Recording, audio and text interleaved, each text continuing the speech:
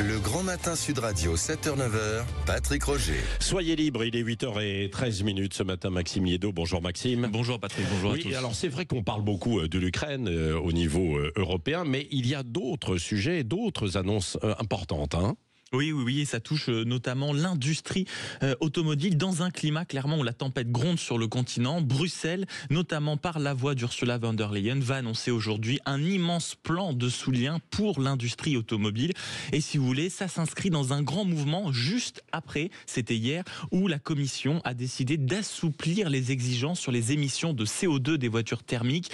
Donc ça vient apporter, si vous voulez, une immense bouffée d'oxygène pour une filière déjà en grande détresse. Que je vous explique quand même rapidement le concept de ce qui était actuellement en marche. Jusqu'à cette décision, les constructeurs automobiles européens étaient soumis à un objectif fixé arbitrairement par la Commission européenne. L'idée était d'arrêter la vente des voitures thermiques en Europe d'ici 2035. Je rappelle que personne ne fait ça dans le monde. Nous étions les seuls uniquement pour jouer l'élève modèle. Conséquence, il y avait eu un ultimatum clair pour nos constructeurs, réduire dès cette année leur émission de CO2 de 15%. Comment ? C'était très simple. L'idée est de réduire absolument la vente de véhicules thermiques et d'accélérer autant que possible la vente de voitures électriques. Seulement, nos constructeurs n'étaient pas prêts du tout. On se rappelle dans la presse ces derniers mois de prise de parole, comme le patron de Renault, notamment Luca de Meo, le risque était immense. Une amende de 15 milliards d'euros, c'est absolument colossal. Et en plus, si vous voulez, la Commission mettait en place un système totalement suicidaire pour atteindre cet objectif, parce que nos géants français, européens devaient se livrer en réalité à un voyage en absurdie. Notamment, je vous donne un exemple, si ces derniers voulaient éviter des amendes absolument faramineuses, ils étaient obligés d'aller payer aux Chinois ou aux Américains, on pense à Tesla, notamment des crédits carbone pour que ces derniers puissent en réalité vendre chez eux et eux limiter la casse de notre côté. Donc cette règle absurde va disparaître. Désormais, les 15% ne seront plus d'ici la fin de l'année, mais sur les 3 ans. Donc elle s'assouplit, mais espérons que cela suffise parce qu'elle ne disparaît pas. Oui, que ça suffise. Pourquoi ? Mais tout simplement à sauver l'industrie européenne, parce que le constat, pardonnez-moi, est implacable. Pendant que Volkswagen prévoit 35 000 suppressions de postes en Allemagne d'ici 2030, Stellantis, de son côté, accuse une chute vertigineuse, écoutez bien, de 70% de son bénéfice net en 2024. En 5 ans, pour que vous vous rendiez compte, la Chine est devenue le premier producteur, puis le premier exportateur mondial, en optant notamment sur le tout électrique dès 2035 qui a été imposé par Bruxelles. Et pour vous donner une idée également, un véhicule électrique sur 4 désormais vendu en Europe est importé de Chine. Pendant ce temps, en France, c'est pas mieux. Il suffit de jeter un œil au budget 2025. Vous savez, on nous avait promis, oui, d'accord, quelques augmentations d'impôts, mais la classe moyenne ne sera pas impactée. C'est n'importe quoi, parce que quand on voit à quel point le malus automobile est transformé, c'est devenu en réalité une taxe de rendement. C'est très bien expliqué, notamment par Luc Châtel dans une tribune au Figaro il y a 2 jours. C'est en réalité un impôt déguisé qui, dès cette année, va frapper 6 véhicules sur 10. En réalité, également, quand on jette un œil au budget, on va doubler les taxes sur les véhicules neufs, on va diviser par 2 les aides à l'achat des véhicules électriques, on va sanctionner les entreprises si elles n'achètent pas de voitures électriques pour leur flotte. Bref, on a beau regarder du côté de Bruxelles, en réalité le pays du drapeau bleu, blanc, rouge ne fait pas mieux. Et je ne sais pas comment pensent les technocrates de Bruxelles au Bercy, mais je vais rappeler quand même un fait dont ils semblent déconnectés depuis un moment, et ce fait s'appelle la réalité. En France, 80% des Français sont attachés à leur voiture, 83% la jugent indispensable au quotidien, et 75% refusent un monde sans voiture. Alors plutôt que d'aller étrangler les industries et les automobilistes, peut-être simplement, comme dirait l'autre, arrêter d'emmerder les Français. Alors bon, évidemment, on comprend votre édito, parce que c'est vrai que certains disaient qu'on allait complètement dans le mur, Jean-François Aquili, et qu'il fallait assouplir les règles, même s'il s'agit de protéger notre environnement et de travailler sur l'avenir. Le paradoxe, c'est que 2035, c'était en Europe, mais pas le reste du monde. Donc la difficulté, c'est quoi ? C'est qu'on renonce aux ambitions climatiques, au prétexte qu'il y a le commerce mondial qui se fiche de nos règles à nous, où on essaie de convaincre les autres. Moi, ce que je ne comprends pas dans cette histoire, c'est que pendant ce temps, le chinois BYD, pour ne citer que lui, se taille des parts de marché gigantesques chez nous, avec des voitures électriques. Donc ça veut dire quoi ? Ça veut dire qu'en fait, sur 4 en Europe, nous ne sommes pas au niveau de la production de voitures électriques qui sont quand même plébiscitées, puisque les Chinois les vendent et plutôt bien chez nous. Donc je pense qu'il y a des règles à revoir. Il faut booster le... mais comment ? Parce que c'est un paradoxal ce que vous dites, parce que vous dites, bon, bah, finalement, contrairement à ce que dit Maxime dit, bon, bah oui, c'est bien, évidemment, de freiner un petit peu, là, hein, mais vous dites, bah non, mais il faut accélérer sur l'électrique, puisque BYD, le chinois, vend...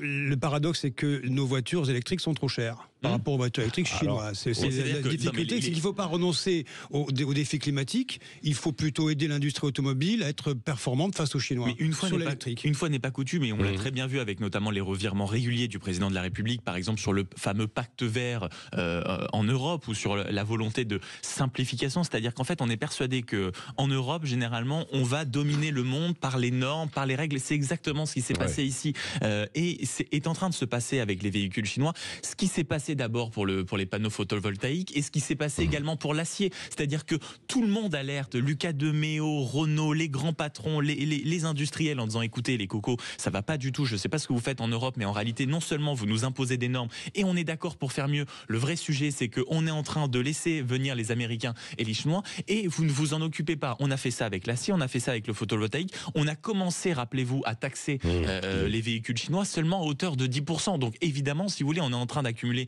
un retard considérable, et même s'il faut souligner quand même l'idée que les règles soient assouplies, on n'est pas là, enfin, si vous voulez, on est passé de 1 an à 3 ans, mais la règle n'est pas supprimée.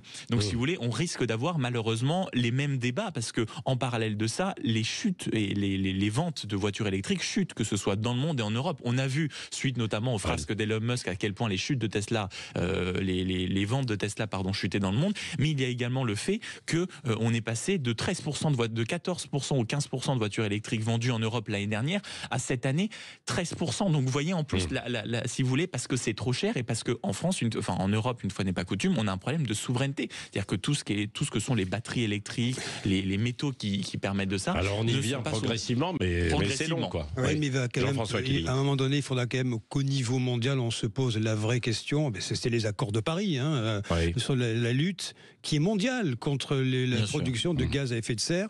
Ça ne va pas aller s'arrangeant si on renonce aux impératifs climatiques. C'est tout. C'est aussi bête que ça. Non, mais on peut pas, nous, petits traîtres européens, mine de rien, quand on voit ce qu'on pèse dans le monde, prendre des mesures qui viennent pénaliser notre industrie, nous aussi consommateurs.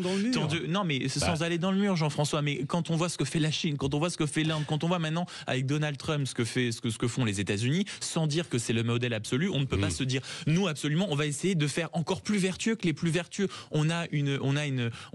Aujourd'hui, on est les leaders dans la transition énergétique. On a une énergie propre qui est le nucléaire, et on peut pas se laisser, si vous voulez, imposer des normes, notamment sur ces domaines-là, par les Allemands qui ont arrêté le nucléaire, par ceux qui ouvrent les centrales à charbon, parce que c'est aussi une part de la réalité. C'est tout le paradoxe de l'Europe unie pour pas mal de sujets, mais vous avez des centrales à charbon en Allemagne et des centrales nucléaires en France voisines. Donc c'est tout le paradoxe d'une Europe qui n'arrive pas à s'harmoniser, du moins pas assez vite pour la production. Ça vaudra aussi, c'est le débat qui court sur la défense européenne.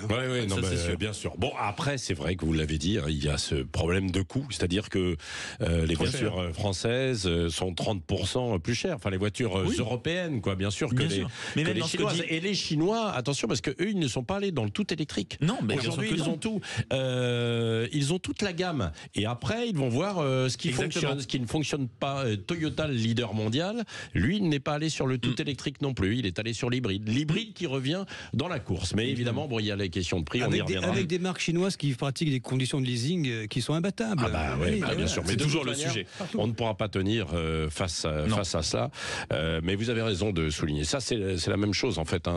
Tout ce qui est environnement, c'est comme les chaudières. On vous propose des pompes à chaleur. En fait, aujourd'hui, c'est 30, 40, 50, 60% plus cher qu'une chaudière au gaz. Comment faites-vous aujourd'hui et dans ce que disait Jean-François en disant on doit absolument aller vers la transition énergétique et écologique, ce qui est vrai, mais ce qui est extraordinaire dans ce pays, et là je reviens vraiment au drapeau bleu-blanc-rouge, c'est que les industriels disent mais nous, en réalité, on met un argent mais absolument dingue, un pognon de dingue, comme disait le président de la République à une époque, pour justement obliger nos industries à aller vers un peu plus de transition écolo. Le problème, c'est que en France, les normes sont tellement, si vous voulez, étriquées qu'on en est à avoir des difficultés à investir pour faire mieux, parce que si vous voulez, les normes sont absolument invraisemblables. Je rappelle qu'il y a quelques semaines, c'était Patrick Pouyanné, le patron de Total, qui avait dit en fait, je vais clairement finir par me tirer, parce que ici, même quand on veut aller vers plus de progrès, faire une industrie plus propre, plus verte, on a aujourd'hui encore des difficultés pour le faire. Allez, dans un instant, nous poursuivons. Les États-Unis sont sur le point de connaître un retour en force comme le monde n'en a jamais connu et n'en connaîtra peut-être